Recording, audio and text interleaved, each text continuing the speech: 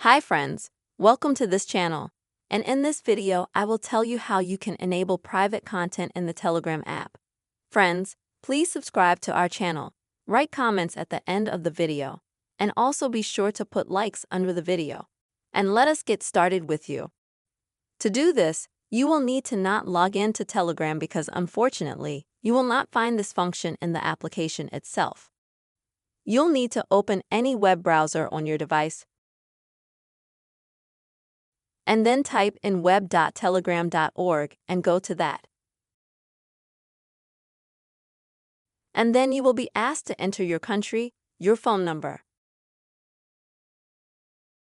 and then a code that will be texted to you on your phone number. After you enter that code, which will also be sent to you on Telegram, as you can see by this message. After you see the code, you're immediately taken to Telegram through your web browser. And here in the upper left corner, click on the three bars. Next, go to Settings.